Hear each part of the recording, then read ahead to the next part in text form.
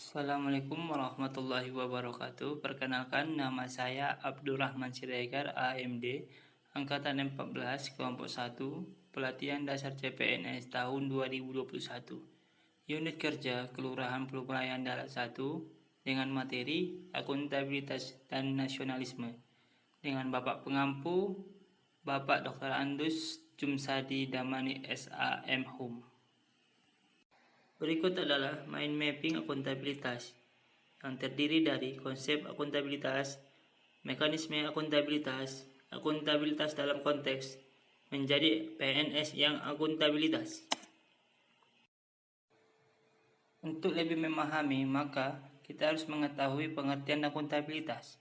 Pengertian akuntabilitas, kewajiban yang setiap individu, kelompok atau institusi untuk memenuhi tanggung jawab yang menjadi amanahnya. Amanah seorang PNS adalah menjamin terwujudnya nilai-nilai publik. Untuk selanjutnya, konsep akuntabilitas terdiri dari satu aspek-aspek akuntabilitas. Mempunyai subbagian, akuntabilitas adalah suatu hubungan. 2. Akuntabilitas berorientasi pada hasil. 3. Akuntabilitas membutuhkan adanya laporan. 4. Akuntabilitas memerlukan konsekuensi.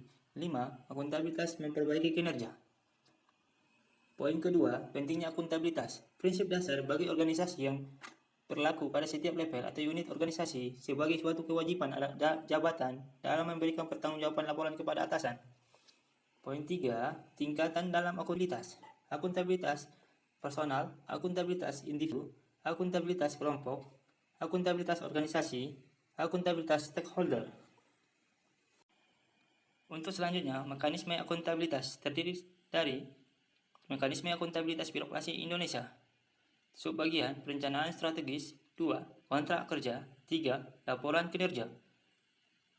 Poin kedua, menciptakan lingkungan kerja yang akuntabel.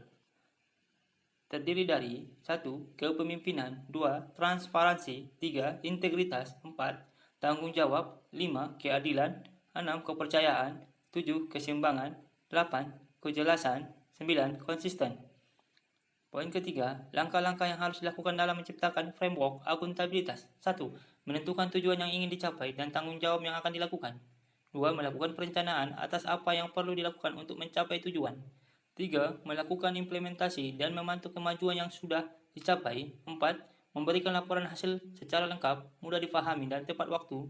5. Melakukan evaluasi hasil yang menyediakan masukan atau feedback untuk memperbaiki kinerja. Untuk selanjutnya, akuntabilitas dalam konteks 1. Transparansi dalam akses informasi. Transparansi dalam akses informasi terdiri dari keterbukaan informasi telah dijadikan standar normatif dalam mengukur legitimasi sebuah pemerintah. 2. Praktik kecurangan, fraud, dan perilaku korup. Aparat pemerintah dituntut menyelenggarakan pelayanan yang baik untuk publik. 3. Penggunaan sumber daya milik negara.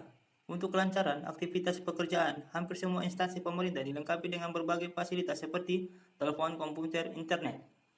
4. Penyimpanan dan penggunaan data dan informasi pemerintah. Akuntabilitas dalam hal ini adalah bagaimana pemerintah atau aparatur dapat menjelaskan semua aktivitasnya dengan memberikan data informasi yang akurat terhadap apa yang telah mereka laksanakan, sedang laksanakan, dan akan dilaksanakan. 5. Konflik kepentingan. Konflik kepentingan adalah situasi yang timbul di mana tugas publik dan kepentingan pribadi bertentangan. Untuk selanjutnya, menjadi PNS yang akuntabel terdiri dari perilaku yang diharapkan. PNS bertindak sesuai dengan persyaratan legislatif, kebijakan lembaga, dan kode etik yang berlaku untuk perilaku mereka. 2. Perilaku berkaitan dengan transparansi dan akses informasi.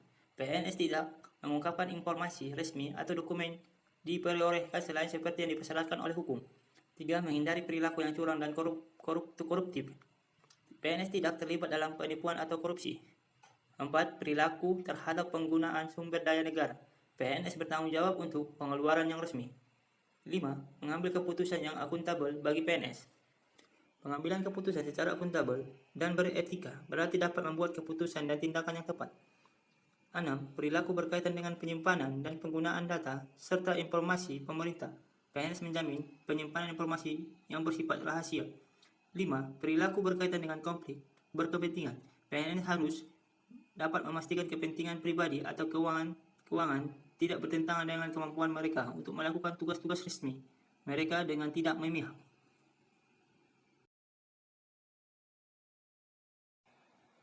Baiklah, kita masuk ke mind mapping nasionalisme. Terdiri dari sila 1, ketuhanan yang Maha Esa. 2, kemanusiaan yang adil dan beradab. 3, persatuan Indonesia. Sila keempat, kerakyatan yang dipimpin oleh hikmat kebijaksanaan dalam permusyawaratan perwakilan.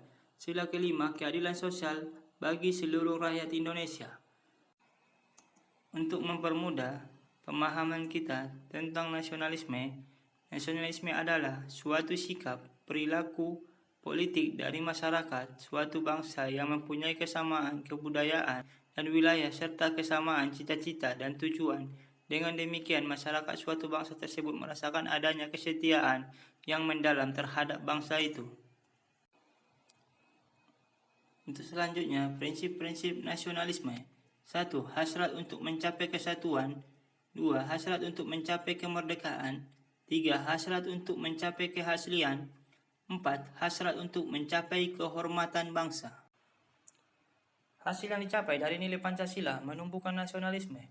1. Ketuhanan yang Maha Esa atau sila 1 bisa membedakan baik, buruk, halal dan haram. 2. Kemanusiaan yang adil dan beradab, berlaku adil dan menghormati hak asasi manusia. 3. Persatuan Indonesia, siap sedia membela negara, menjaga kesatuan. 4. Kerakyatan yang dipimpin oleh hikmat kebijaksanaan dalam permusyawaratan perwakilan, tidak mau menang sendiri, tidak merugikan orang. Keadilan sosial bagi seluruh rakyat Indonesia. Atau sila kelima, tidak mementingkan diri, kelompok dan golongan. Untuk selanjutnya, fungsi ASN adalah 1. ASN sebagai pembuat dan pelaksana kebijakan publik, yang artinya ASN sebagai eksekutor yang melaksanakan segala peraturan perundang-undangan yang menjadi landasan kebijakan publik di berbagai bidang dan sektor pemerintah. 2. ASN sebagai pelayanan publik. Pelayanan publik yang terdiri dari 1. Ketepatan waktu pelayanan. 2. Akurasi pelayanan. 3. Kesopanan, keramahan dalam memberikan pelayanan. 4. Tanggung jawab. 5. Kelengkapan. Poin ketiga, ASN sebagai perekat dan pemersatu bangsa, yang terdiri dari 1. Bersikap netral adil. 2. Mengayomi kelompok minoritas. 3. Menjadi figur pemersatu bangsa.